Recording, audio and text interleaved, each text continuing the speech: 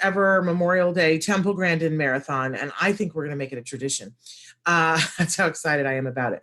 But it does mean that it's recorded, but it will be hours upon hours of Temple Grandin so that you can keep tuning in and coming back and seeing things that you may have missed over the years with Temple Grandin in lots of different scenarios with lots of different interviews. We're really super excited about it. That's going to play Friday, Saturday, Sunday, Monday, Memorial Day. And then we will be back here Tuesday morning with big shows. So I can't wait. I'm so excited about Tuesday. But I'm also excited about this Temple Grandin Marathon. I think it's exactly what you guys need over the weekend. And I'm excited that it means that Traven and I are going to take a deep breath. Woo! Because we've been doing a lot of shows here and a lot of live shows. And those are fun. But Mama gets tired. So there we are. So thrilled to be here with you, though, today. And we're super excited about the show that we have for you today, because I think it's going to be super interesting. I want to let you know that we started having a couple of website issues yesterday.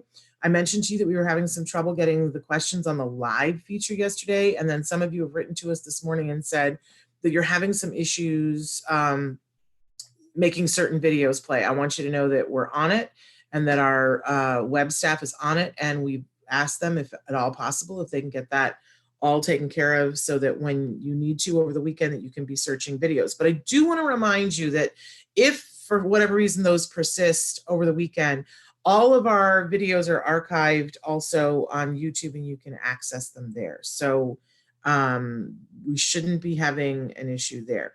I want to say good morning to Christina and Heidi. Thrilled that you guys are here with us. And DC, hello, DC. So thrilled that you guys are here. I want to remind everybody else, we do have a lot of ways to watch the show and a lot of ways to interact with us. I do love our homepage, but for whatever reason, it's having a little struggle issue this morning. Gremlins, I don't know. So take a look at all the other ways that you can access as well. Twitter, we are live on Twitter right now, on Facebook, on Periscope, YouTube, and on our homepage, autism-live.com. But apparently some of the buttons aren't working there today. We then podcast to iTunes, Spotify, iHeartRadio, and Deezer. And you do have the option on iTunes that you can watch either the whole show with sound and picture, or you can opt to get the audio only and take us with you on the hike that you're going on. They have advised all of us that we need to safely be outside and getting some sunshine and some vitamin D. So if you're going to head outside at all this weekend, and please, please, please wear a mask, even if you think there aren't going to be people around. I know that there are people who are like, I don't want to wear a mask. No one wants to wear a mask, but please do that for your health and everybody else's health. I got to be honest, it seems like it's this really bad karma thing that the people who are the most militant about it and screaming and yelling and saying, I have a right to not wear a mask, and putting up videos about it. And, look, okay, you absolutely have a right to not wear a mask, but like with unerring accuracy, those people are ending up positive for COVID and on their hands and knees trying to take a breath and going, okay, I didn't know. I mean, that one basketball player from the Utah Jazz who thought he was being so funny when he touched all the microphones and within 48 hours he tested positive. I think he wishes he could take that back. You know what I'm saying? So sometimes we do things that are not our most comfortable and not our most favorite, but we do it for the greater good. I'm asking you to please wear a mask. If you're watching this show, please, please, please wear a mask. But do get outside a little bit and observe those social distancing. I like the little circles on the grass that they're doing in New York, where people, they have a 6-foot circle and you can be inside your circle. You can't be in anybody else's. I like it. Okay, so, but we do hope that you'll venture out a little bit, take us with you, put some headphones on, listen to some Autism Live. And here's the thing, we like to be free. That's what we're all about here. We hope to be free in all the ways that we can be. And the way that we're able to do that is by having views. And that is the way that we keep the lights on. So please watch. Please tell your friends about it. Please share whenever appropriate. Please like us on Facebook. Please subscribe to us on our homepage. There's a pop-up that comes up. Please subscribe to us on YouTube or iTunes, or please leave us a review on iTunes. That's one of the best things that you can do for us. That helps more people to be able to find us. Okay. So having said all of that, thrilled and excited to be here. I like to remind you that we have lots of experts that are here on the show. I'm not one of them. My credential for being here is that I love all of you. That's the first one. I am a mom of somebody who was diagnosed with autism many, many, many, many, many, many years ago. And I, got really lucky. We worked really hard too. I don't want to leave that part out of it, but I got really lucky because I got good information. And then we followed through on that information. But I made a deal that if I could get some help for my kiddo, that I would promise to make sure that I went back and help whoever I could afterwards. So we're here to help you with information and inspiration. We know it's not a one size fits all. Write into us, tell us what you need, but don't mistake me for an expert. Please mistake me for someone who cares deeply and wants to help you to get to whatever you want to get to, right? Which is very individualistic. And we do, when we're talking to folks, we really view this as talking to the larger autism community, which at its core has individuals who are on the autism spectrum, because of course, we're not doing anything without them, right? That would be crazy. But we also want to include everyone who loves them. We feel that that is a huge bargaining unit, that we can make a difference if we all work together. And we have to take into consideration that everybody has different opinions about things. My goodness, I'm in a conversation on Facebook this morning because I made a comment about the CDC's new guidelines for classrooms. And I find it like really redonkulous and, and not necessarily what is safe for our kids educationally. And I made a comment saying I wish that they would spend more time to figure out how to do this properly with distance learning and with technology. And a wonderful mom has said that's not going to help our kiddos who are very severe. And so we're having that discussion about it, because I of course don't want to leave those kiddos out. But I also don't want to put them in a classroom and say, hey, don't step over this line with a piece of tape because you could be unsafe then. I just think that's a recipe for disaster. So I'm willing to talk about other things. Hey, good morning, Jeremy. Good morning to S Shark. And we're really excited that you guys are here with us. I'm so glad that you liked yesterday's show. I really, I don't know what I just did, but I made my whole thing go away. Heidi says, yesterday's show was a gem of a show. I hope that we're going to top that for you today, but I'm glad that you liked yesterday's show. Is Autism Live connected with CARD, or is it separate from them? I called yesterday, CARD, and it doesn't accept only Medi-Cal in Ventura County. Okay. Let me explain how CARD and Autism Live are absolutely connected in a lot of different ways. CARD basically is the fiscal sponsor, the main fiscal sponsor for Autism Live. They pay our bills. Now I know that probably makes you go, oh, well, then that's why Shannon talks about CARD. It's the exact opposite. It's the exact opposite. I had a show that was called Everyday Autism Miracles. It was a radio show where I would, I didn't have a fiscal sponsor for that. And those shows are available. You can go and listen to them. They're old, but they're there. And some of them are really good.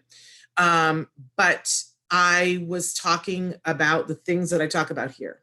And I was talking about ABA, and I was talking about my experience of being a mom whose child got services at CARD, and talking about how great that was, and urging people to access whatever resources are important to them. And CARD said, we love what you're doing. We're building a studio. How about if you come and take up space in the studio? And so that is how that came to be. It is not the other way around. I think if you watch the show enough, you know that like I'm just gonna, keep it real. And I love that CARD has had the commitment throughout the years to spreading the message that quality ABA from any provider is a really beneficial thing for just about anybody, you know, I mean, even folks who aren't on the spectrum, quality ABA is what helps people become great Olympic athletes, right? And so I absolutely love that. And they have absolutely never censored me from anything or anyone that I wanted to have on the show. And they pretty much have given me carte blanche and said, do good in the world, and we've been doing that for 9 years. So that is how we are connected with CARD. And I not only have this job, but I also have a job at CARD helping parents that are CARD parents. I'm the director of parent relations and orientation at CARD. So full disclosure. But, you know, we do talk about other ABA providers on the show as well. So, well, thank you, DC. DC said, I enjoy you and all of your knowledge. What I know wouldn't fill a pen cap, but, you know, I like to have fun. So thank you. Now, as to the Ventura County thing, let's have a conversation about that, because I don't know, doesn't accept only Medi-Cal in Ventura County.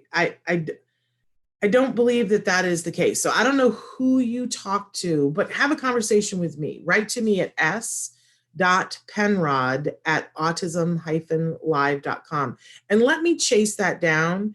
You know, sometimes, you know, there's like, I remember one time somebody called and said, hi, I would like to get services for my child who has ADHD. And the person on the phone at CARD said, does your child have a diagnosis of autism? And they said, no, my child has a diagnosis of ADHD. And the person on the phone said, we're sorry, we're only treating people who have autism. And then the parent reached out to me and said, why is it called the Center for Autism and Related Disorders? And I went back and talked to the person. And what it was the person had been told that most funding sources will only fund if the person already has a diagnosis of autism. But the truth is that more and more funding services are funding for ADHD. We were able to get services started, and it was all just a misunderstanding. So let's reach out to me. Let's figure out where the disconnect is there, because I don't even know what that means, but Ventura County, it's not a rule that they only take Medi-Cal. So I don't know what that means. Hi, Mia. We're excited about today too. Good afternoon to you. And okay. Here we go. Okay, so I'm just reading your comments and absolutely loving them. But you guys are going to give me a big head. It won't fit in the screen anymore. So we like to start Thursdays with something we fondly refer to as the jargon of the day.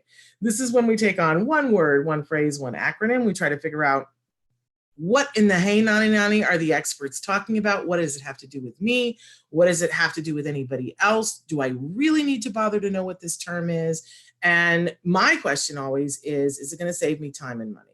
Now, the other day, our term was fine motor. And so we want to do the flip today because people always talk about fine motor or gross motor skills. And, I remember the first time somebody talked about gross motor skills, I'm just going to admit, I thought they were talking about things that are gross. I really did. And I was like, are we talking about when a child's pooing? What is a gross motor skill? Because they were talking about fine motor skills. What is a gross motor skill? So let's take a look at what our actual definition of gross motor skill is. If possible, we'll make fun of it, and then we'll give you a working definition. Gross motor skills, the abilities required in order to control the large muscles of the body for intentionally coordinated movement. Oh, there's just not much to make fun of there, right? But gross, meaning total, not gross meaning disgusting. So let's take a look at what our working definition is for gross motor skills, and then we'll compare it to the fine motor skills and see if we can't make sense of this. So gross motor skills are the large movements that any individual makes with their arms, their legs, their feet, or their entire body. It's crawling, running, jumping, being able to ride a bike, right? So these are the big movements of the body.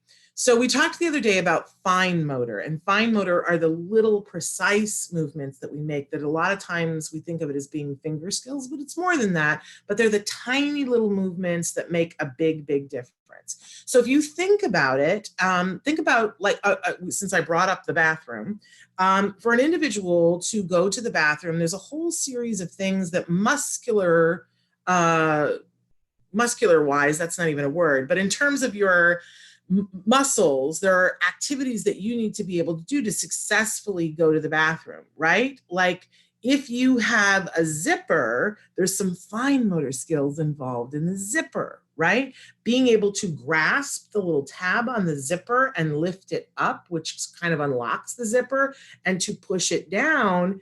You know, it's fine motor to be able to hold it and grasp it and be able to apply pressure to it. But once we're pushing down on the zipper, now we're getting into more gross motor because you're using the arms of your muscle. Then being able to hook your thumbs into the side of your pants, fine motor, but to push them down off of your, off of your bum, that's more gross motor, right? Being able to sit up on the toilet is gross motor skills, but being able to tear off the toilet paper, fine motor. So we want to be working on both of these things, right? And both of them, if they're not there, will lead to different issues for the individual. And gross motor in particular, you heard Temple Grandin talking on the show last month about how she has to do a burst of exercise, that's what helps her for her anxiety. And if you talk to a good OT, they will tell you that, lactic acid builds up in your muscles, and that getting the muscles moving and get everything going affects your entire sense of well-being. And when we see that certain individuals, not just kiddos, but people who tend to have a little bit of anxiety, if we really are doing gross motor activities with them and those big burst of energy, things that really take movement, not just walking. And walking is great, right? And it's gross motor, but using the big muscles can really help people to regulate a lot of sensory issues, which is a very exciting thing to know. There are a whole list of things that OTs will talk about, and I don't remember what they all are, but they're push, pull, twist, grasp, right? That a lot of those are fine motor, but then they talk about something called heavy work. And a lot of our kids and a lot of our adults, even a lot of those of us that aren't on the spectrum, need a certain amount of heavy work. I don't know about you guys, but I was saying this to my husband the other day. I was like, I'm out of whack. I'm out of balance right now, because at the end of the night, I'm just like emotionally and mentally spent because I'm working, but I'm not physically spent. And that is an uneven balance, right? That I got to get more physical, big stuff in. So I'm digging in the garden, and I'm working on the elliptical. But it really, sometimes it is those big push and pull kinds of things. And that's what the heavy work is. When you see people who do CrossFit and they're doing things like the ropes and doing the ropes, and they're pushing they're lifting up the big tire and pushing it over, that's heavy work. And we can do that safely with even young kids, right?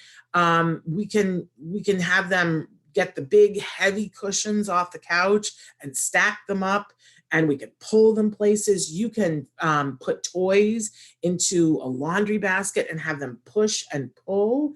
And you should notice with some kids that it helps to regulate them. So gross motor, super important that we know what it is and that we know the difference between the fine motor and the gross motor. But I would ask yourself over this weekend, are you getting enough gross motor? I am not. Like, this is just like, we're 100% sure Shannon is not getting enough gross motor. But you will find that if you get enough gross motor, it helps. I'm a sensory person. I can tell you for sure, it helps to settle me, and you'll sleep better. I love the friend of mine who had neurotypical kids. Let's call that out. But her kids were the best behaved, most regulated, sweet, wonderful, did well in school, competed on their swim team, and did very well. And all of the friends, myself included, would go, "How is it that you raised such wonderful young men?" And the mother said, "Oh, I exhaust them. I run them like dogs from morning to night." And they're on the swim team. And by the way, swimming involves a lot of heavy work because you're pushing the water out of the way and pushing with your feet, paddling with your feet. So good gross motor activity, and it helps to regulate. So there we go. Okay, so we always have a question of the day for you. And our question today is, what's your favorite physical activity? So what's the thing that gives you the most joy? And are you doing that right now? I gotta say, dancing is my favorite thing. I know it doesn't look like it. I don't look like a dancer. I'm not good at it, right? It's a little bit like Elaine from Seinfeld, but it's joyous for me. Right? And I need to take more time to be dancing because it's good physical activity. It's important to dance with abandon. That's the only way that you get to gross motor. So you got to dance like nobody's watching, right? Find some time to do whatever your favorite physical activity is over this holiday weekend. All right, moving on. We always have a topic for the week, and our topic this week has been moving forward.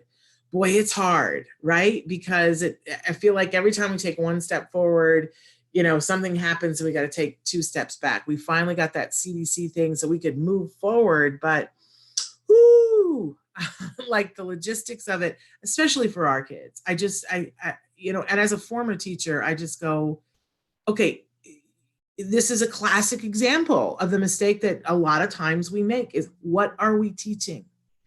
What is the most important thing here? What is the mission? And the mission is to educate.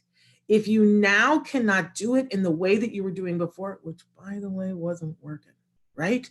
For anybody. I think like maybe 2 kids out of the classroom, it was working for, right? But everybody was sort of hobbling along. But we've been calling for reform for education for how long, right?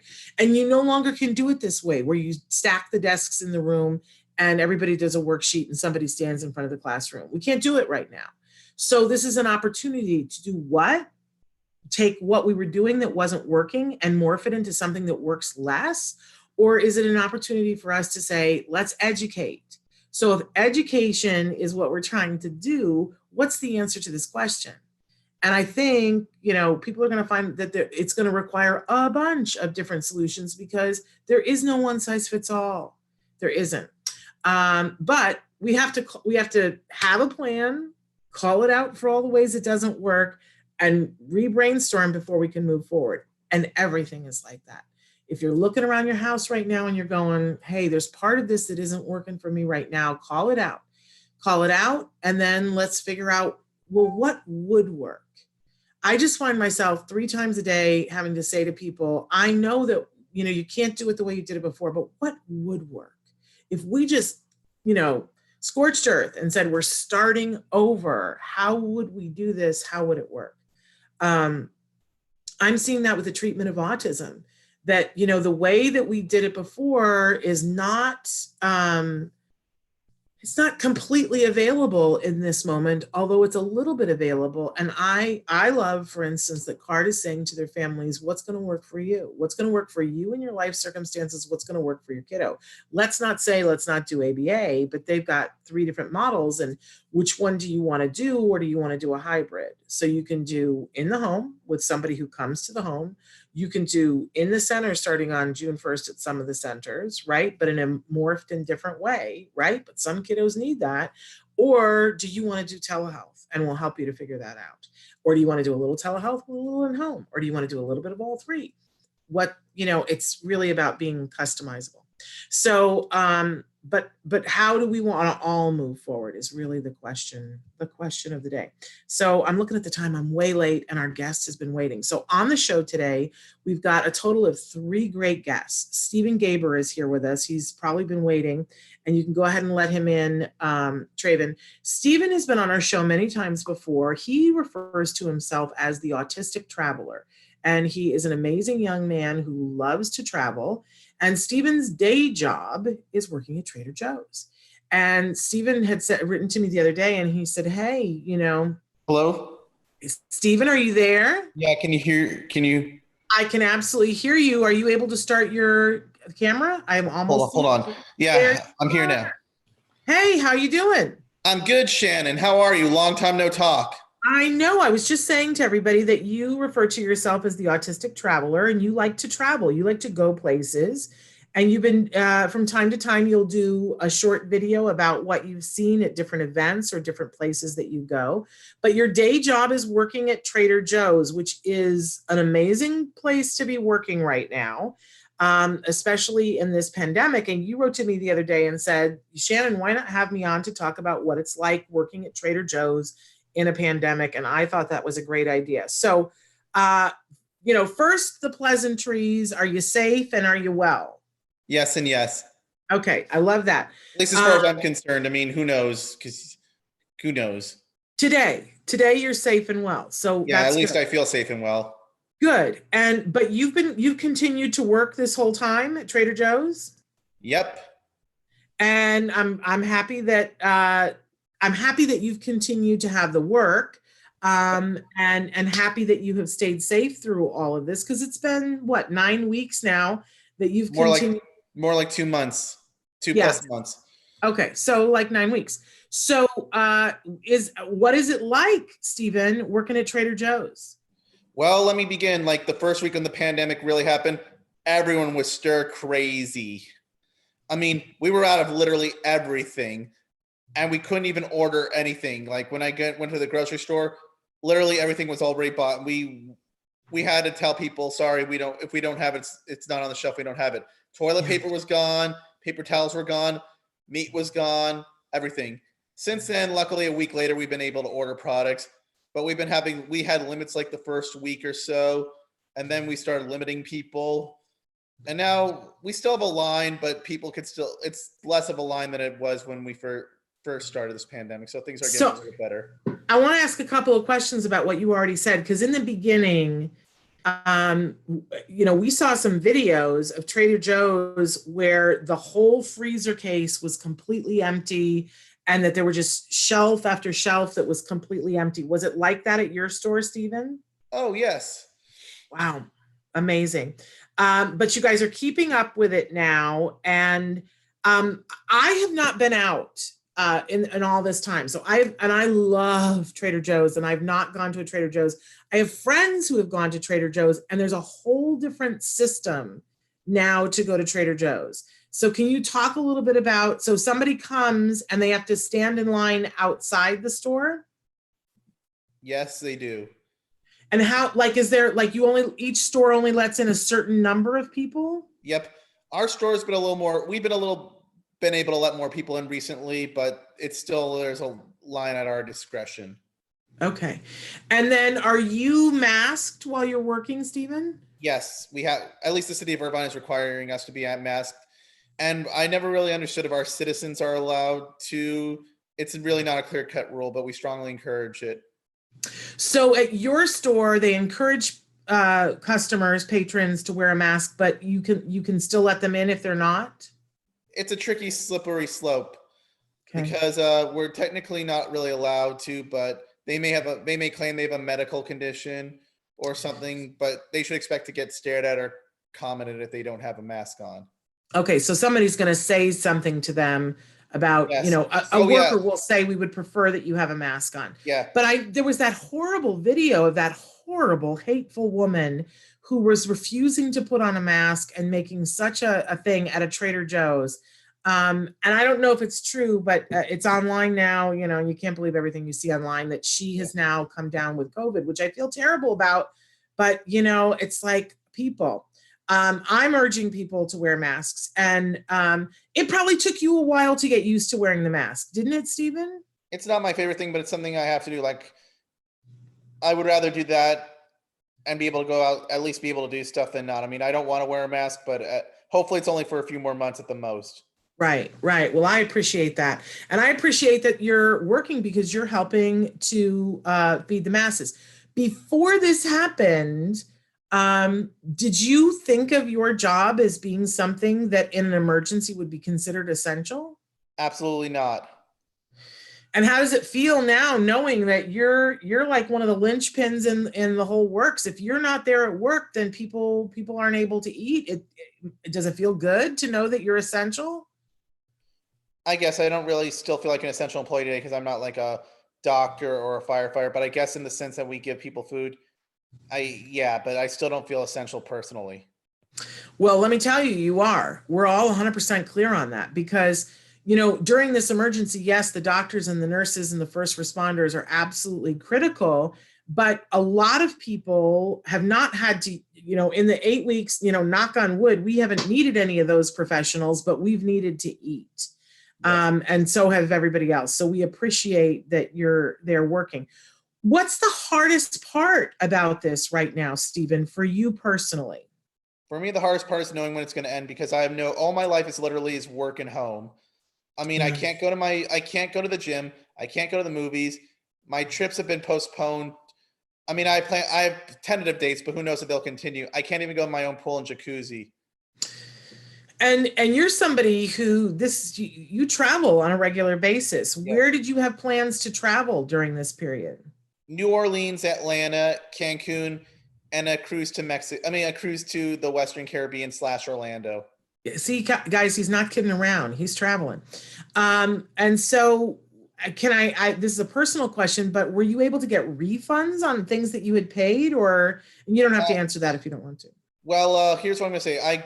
They give you an airline credit for the flights. I've not canceled my cruise yet because I'm still debating because it's in September, but I probably at least postpone it to next year because I may want to I had personal reasons for wanting to take this trip, but I think it might work better next year. So even if it's reopened, I may push it back. Hopefully I'm going to go to New Orleans and Atlanta in July, if not October. Cancun has been rescheduled till December, but I hear they're reopening up Mexico, so I may push it up to either to replace the New Orleans, Atlanta if they still don't open everything, or the cruise. So it really depends. I'm hoping to push that one up because they're reopening that one sooner. I want to address that so many of the people are writing in and saying that one person said the Trader Joe's system is nicely organized. And I think there's a lot of love for Trader Joe's in general. We love the products that are at Trader Joe's. And I love that Trader Joe's was one of the first, from what I understand, and again, I've not been out, but what I understand is that they were one of the first to get a very nicely organized system that a lot of other stores have looked at and said, oh, look, Trader Joe's is doing this exactly right.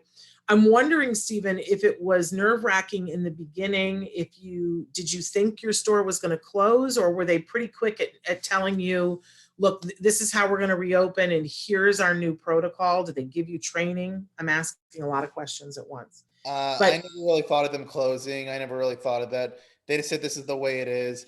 I mean, grocery stores typically I don't think are going to close because everyone has to eat. So I guess if not the restaurants, the grocery stores. But it has made me think of my career a lot now, even though I still want to do something different now. Well, but so did they give you training? Is there regular ongoing training about this? If something changes, like I know what I hear is that you guys have put up plexiglass so that the checker is not in direct contact with the person who's going through and paying. We have. And so were you guys given training about, what to do and where to stand and how to restock when people are there? Kind of, but no. More so the lines and more so like the sanitation. Okay. And what I have heard is that most people are being very respectful when they come to the store, and that they're being very kind, and that they're allowing you guys to keep your distance. Because usually at Trader Joe's it's packed, right? And yes. and you're like leaning over somebody to get something, and there's an employee who's stocking something right there. But I've heard that that it's working really well. It is. I mean, customers have baking us brownies, given us cards, and made a picture of us. Oh, and how does that feel? Is that good nice for you? But we're, I got to applaud you, Stephen, that you're getting it done and you're going to work, and this too shall pass, and then you'll be back traveling and doing your traveling thing. And I hope for you that you can get some more traction with the Autistic Traveler and get like a news service to pick it up, because I think what you do is super fun. And I hope that you get through this transition well, and I'm sorry that it's made it so that you've got less to do. Are you finding that you can connect with friends online, like in Zoom? I haven't done it yet, but I mean, I text all my friends and, you know, I actually sent my article to the city of Irvine, but they never actually published it. Did you like the article? Well, yeah, I'll tell you, though, Stephen, when I think about like J.K. Rowling from Harry Potter, how many times she submitted the Harry Potter story to publishers before somebody said that they would do it. There's a lot of rejection in the world, but if you're persistent, and I know that you are, I think that somebody's going to see the benefit of it at some point. Well, as I say, you have to find the right people because you can try, but you can get a lot of wrong people and they Yep. can not be as Yep. understanding. But persistence wins the day, just like what you're doing at work right now. Thank you so much for the work that you're doing, Stephen. And if people want to follow you and know what you're doing, either at Trader Joe's or when you're traveling, where should they go? Well, they can send me an email at the following address, and I'm going to spell it MOVIEPRINCE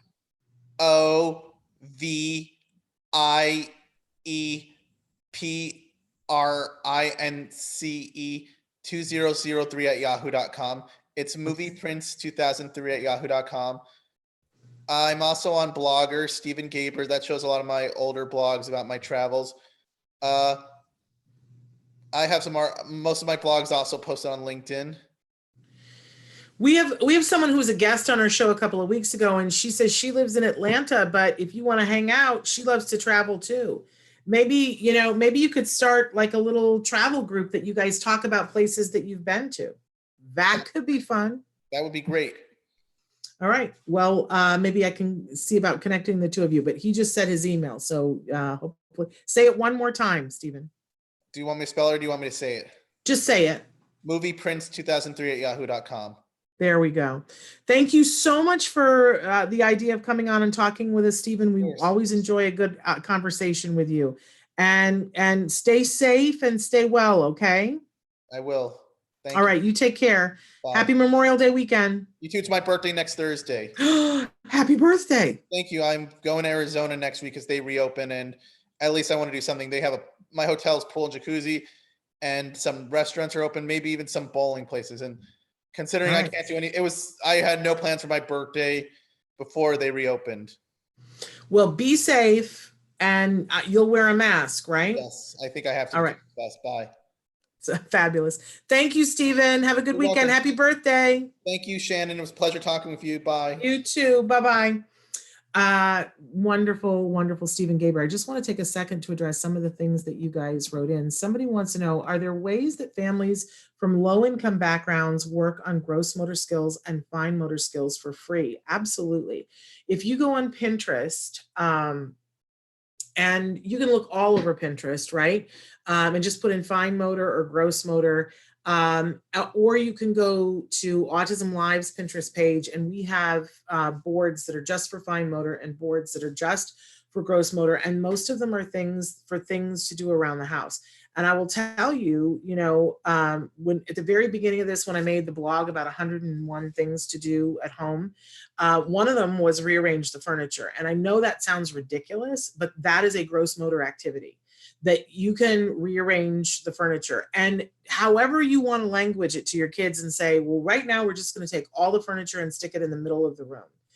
Or you can say, we're going to stick it in the middle of the room because we're going to dust and mop behind where the furniture was. Whatever will get them to do it. And then you move it back. Like, you don't have to rearrange it and keep it in the rearranged way, but moving furniture is a gross motor activity.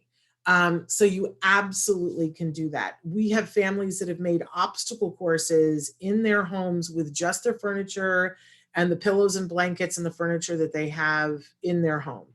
And as I said before, I think everybody's got some sort of laundry basket, right? As long as it's open and they can't, it's not one of those that's drawstring and closes, but putting something into that laundry basket, like one of your other children, and say, let's have races. And they have to push and pull.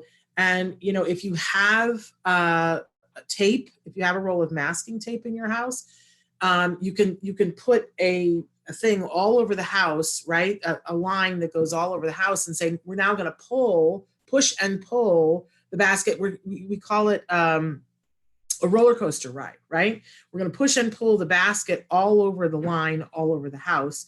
And you take turns which kid is pushing and which kid is pulling, right? So somebody gets to be the rider and somebody gets to push and pull, but you have to stay on the line. The other thing about having the masking tape line is that then when you're done with that and everybody's exhausted, then you do the funny walk on the line where everybody has to try to walk and balance and not fall off, and then you have to duck walk on the line, and then you have to walk backwards on the line. There are hours of entertainment for a roll of masking tape. And if you don't have masking tape, sometimes there's other things, like you have planks in the floor, so it could just be the plank. You can find other ways to do these things, but there are millions of ideas on Pinterest to get the gross motor thing happening. It's absolutely easy. Vacuum. Because somebody talks about, for those who have children who are capable, my OT gave me ideas for my son here at home: cleaning windows, throwing out trash, vacuuming. Vacuuming helps him so much. And he actually does a pretty good job, better than me. Vacuuming is a gross motor skill because you're pushing and pulling. And the older the vacuum cleaner, the better, because the new ones are sort of like self-driven and, but it's gross motor, having to push and pull and push and pull. In fact, a lot of cleaning things are gross motor. You just have to make sure that you make it fun for them, because cleaning is so boring. Right? Cleaning is just, so make it fun. You put on music and you dance while you're doing it, or whatever you can think of to make the cleaning fun. But a lot of cleaning is gross motor. And dancing. All right. Okay. We have two great guests that are going to join us right now, and I'm a little bit late, actually. I apologize. These ladies have formed a business called Standout Advocates. They are, and go ahead, Traven, if you can let them in. They are amazing moms, but they figured out, both of them in different pockets. There they are. Although your name says something entirely different, Marlene. It's I don't know why, but so we have joining us Melissa Schaumberg Lander and Marlene Luke. Unless you, matter of fact, we have Jasmine Haro instead, because Marlene is on a home assessment call. Oh, okay. I was like, no, why does Marlene's thing say she's Jasmine Haro? I wasn't even looking at your face. I was like, why does the name say something different? Jasmine, welcome. Thrilled to have you here. Hi, thank you for having us. So ladies, tell us a little bit about what Standout Advocates is and what you do, because I think you guys are amazing. Thank you.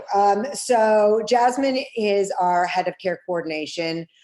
Every one of our clients gets assigned a coordinator, and Jasmine looks after all their needs, whether it's ABA, respite, needing to find the right care. She's actually was a former respite provider of a very good friend of ours, but who was also our IEP advocate, Victoria.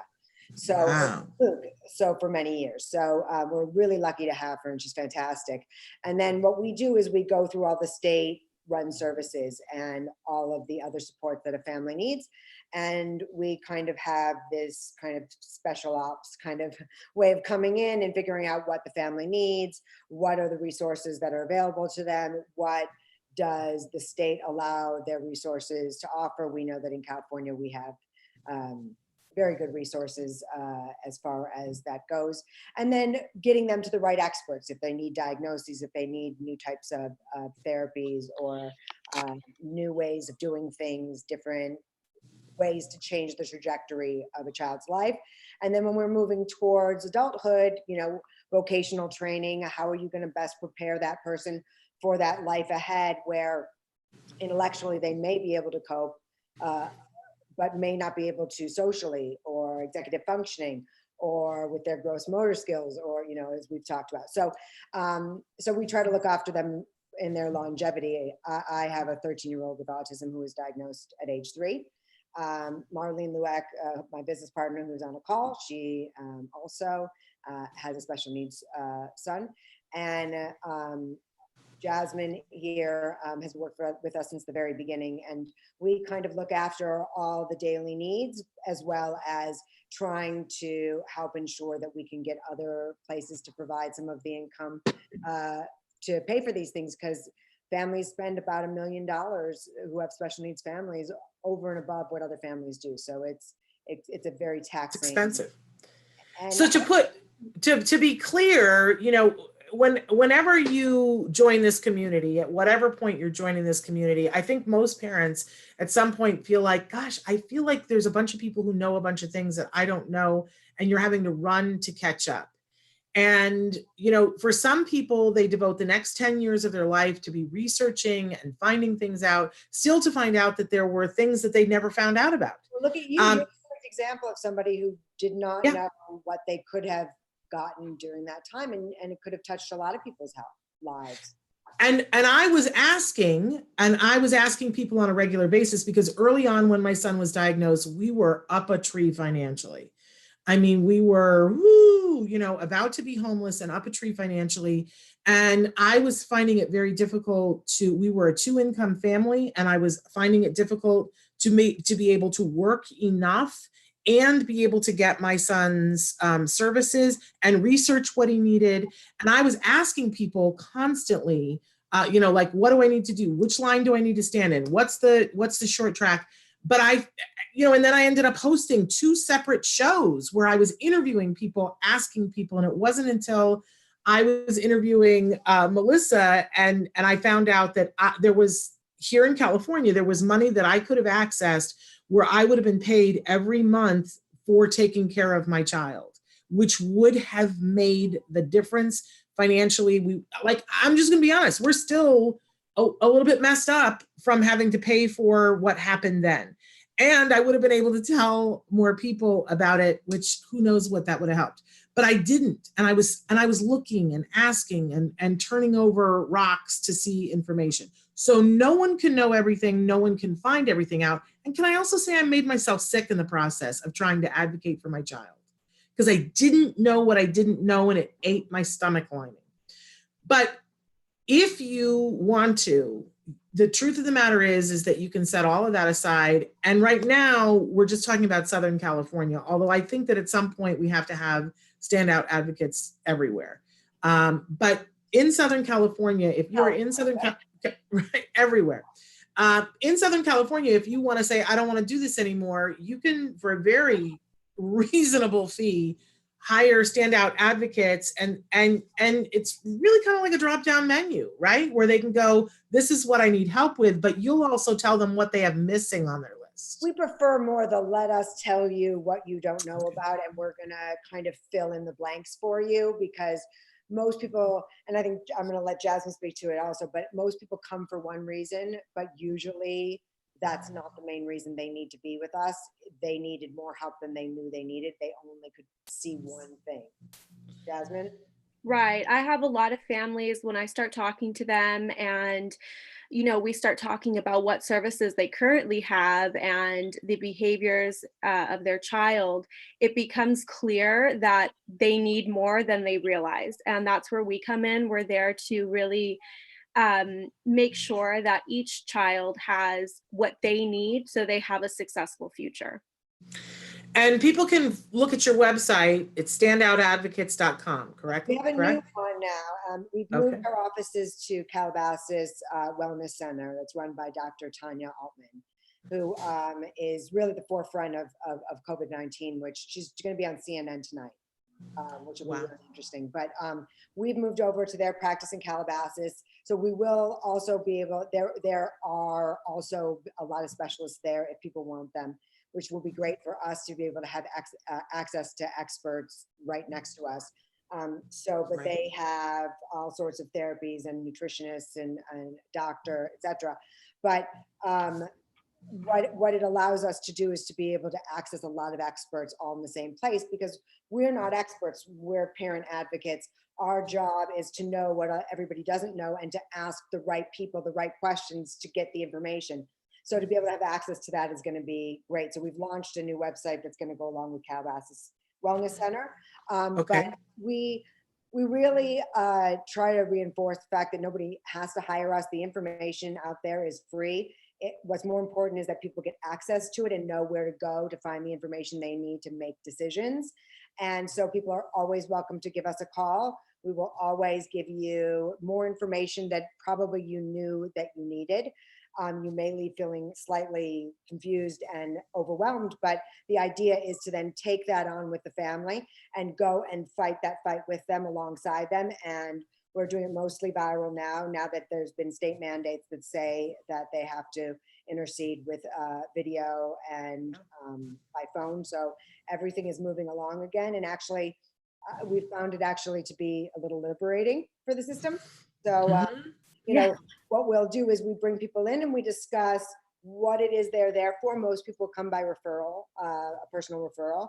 And then we tell them, hey, but did you know about this? And did you know about this? Because that's the thing that we all need to know, is we all think we know what we want the answer to, but we don't even know the question yet. Yeah. You know, you're not even anticipating what's coming down the line for you. So for us, having already lived it and done it, to be able to say, I know what that feels like, it's a tremendous weight to bear. If you give us some time, we're going to be with you. Someday you're not going to need us as much as you feel like you need us right now. And because we're going to teach you what you need to know so that you can do this on your own. It's about empowering that family so that now they can turn around and empower other people. And if we can give you help without you hiring us, all the better. That's amazing. Not everybody can. And we're glad when people can do it on their own. And that's a great thing to put out into the world. So people call us, we give them the information they need. What's sad is when they call us from other states and, you know, we have to tell them, you're going to have to look at medwaiver.org.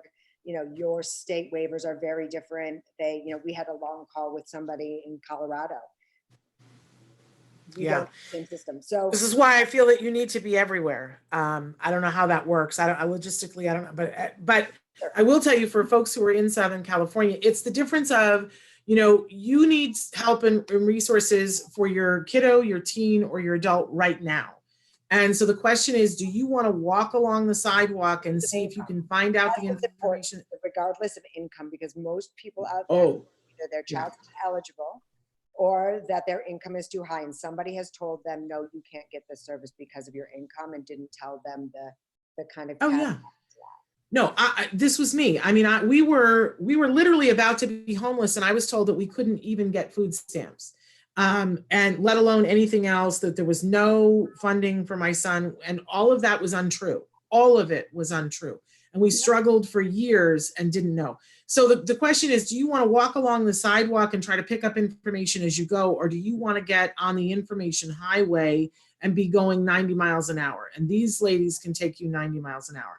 So that's what they do. Because we're parents who taught ourselves. Yeah. And now we advocate the same way. We're not attorneys. We just know the system, like, because we survived it just like you did. But what I see now, most importantly, is what comes next. Yeah. Okay. So having said all that, and we're almost out of time, but there's a very weird set of circumstances right now. And as you said, you know, in some ways, you know, this can be taken advantage of because you can do meetings from home. You don't have to get a babysitter, so on and so forth. But what kinds of trends are you guys seeing? Because I know a lot of families who are like, well, everything's shut down. We can't get any help, support, or resources right now. But that's not what you're finding, correct? Well, yes and no, depending on which system we're talking about. And then also the state of California has released their budget for next year, which will also probably be even more so. I think that and COVID together is going to have a lot. Jasmine, on your side with clients, what are you seeing? You know, I'm seeing a lot of clients call me asking about caregivers not coming, you know, their ABA services, OT, speech, things like that, where they usually would have a therapist come to their home. I'm noticing that a lot of that has kind of been put on pause right now. That's what I'm noticing so far, is those type of therapy services where a therapist needs to come to the home is just not going as smoothly as we would like it to. Interesting. I hear a lot of, so the state is starting to work. It doesn't filter down as well as it should, but the state is actively moving. Oh, so yeah. What I realized was that our clients didn't really miss a beat because they have been home to start with. So But I know that today, I think it is, that SpaceX and Tesla is doing a seminar with STEM 3 schools. People are thinking for the future of what's coming next. It's going to be a more hybrid environment, at least that's the understanding I'm getting. I personally believe, and this is a fully my person belief, that every child should be individually educated. I just think that makes sense. My son has IEP, which he can't really get access to right now, but he has one because he has individual needs, but so do my other kids. They have individual needs too. Everyone should have it. Do we all need to be in this system that doesn't really work, where my son's being bused 90 minutes from home to get access to care that so why is it that our office, for example, will be driving downtown to go to appeals and state hearings with a family and the social worker and the appeals and hearing specialist in a room to be on a call up to Sacramento? Well, that doesn't make any sense. That's a lot of money that goes out for all of these things. And that's what it seems like the budget's saying too, is they are saying they're taking around 30 million out of the regional center budget for staffing mostly, and moving it towards the state services like in-home supportive services, which allows family members to be those caregivers that we need. We'll take that then. We have problems that are coming for all of us. So there's the fact that there are going to be people who are sick and need care. Why wouldn't we want their family members caring for them? Not only that, we've also got an unemployment problem. Well, that actually fix that problem as well. Because we can, and these are the areas where there isn't a lot of job offer available. Opportunities, and we have an entire workforce that we pay our California taxes for, and we're not exactly incentivizing a workforce to be actively trying to recruit through these avenues where you're paying state taxes. Why not get your production from there, like Auticon does for database entry? Things like that. All of a sudden, I won't out my son, but the ability for him to now navigate a profession, now that things are being looked at more remotely and will clearly have to be, him not really wanting Taco Tuesday and Funny Sock Friday won't really be that much of an issue when he's working remotely, and nor will it be for somebody who's nonverbal or isn't able to use the toilet on their own. They still have an absolute purpose in this world, and we're paying our taxes for them. Let's start investing in that. Let's start investing in those people, because when we do the right thing by them, they change the world. They change everything about the world we live in. So let's learn from them in this, because I found that our kids are handling it a lot better than the typical ones. There's nothing wrong with us finding a bridge towards them. And I think that this, at least in my mind, feels good in that people are starting to listen to that. And before, I couldn't really get anyone to hear how important it would be, because everybody wanted out in the community. And now they're having to see that there are some people who just won't be. And if they won't be, then what are we going to do? And can we afford to just stick them somewhere? That's not really a good trajectory for our world. And we can't necessarily have a global economy if our recession hits the way it plans to. Let's start looking at what we have naturally, and we have a workforce ready to work, and they want to. I could listen to you all day. Unfortunately, we are out of time, but you are an amazing person. I would say to you, I want you to run for office, but I think it would be a waste of your talent. But I'm glad that you're doing what you're doing.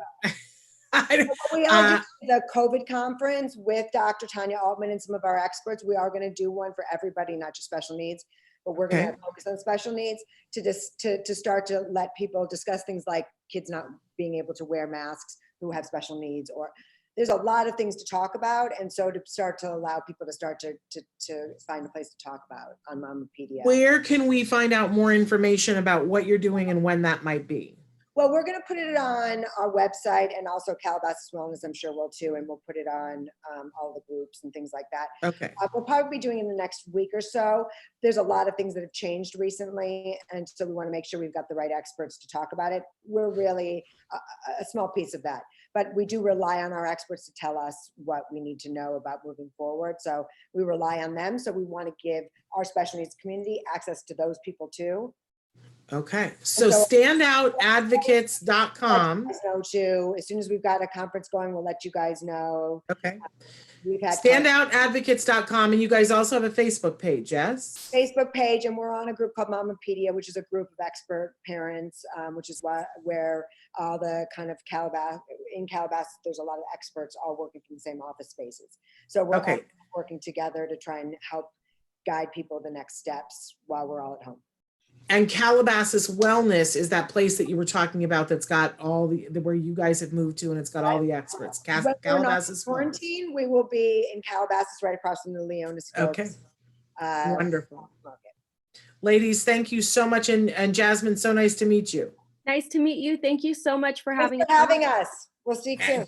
Everyone, love you guys. All right. Have a good weekend, you guys. You too. All right. We are out of time here, but I want to say to everybody, starting tomorrow is the Temple Grandin Marathon. So tomorrow, Saturday, Sunday, Monday, Temple Grandin Marathon all weekend long. I hope you get all the things all the warm and fuzzies from that. Whenever you got a minute, tune in and see what is there. And we will look forward to being back here live with you on Tuesday. I hope that everybody has a safe and happy Memorial Day weekend where you have an opportunity to participate in some gross motor activity. Let's get ourselves all regulated, right? I will see you on Tuesday. Until then, give your kiddos a hug from me and one for you too. Bye-bye for now.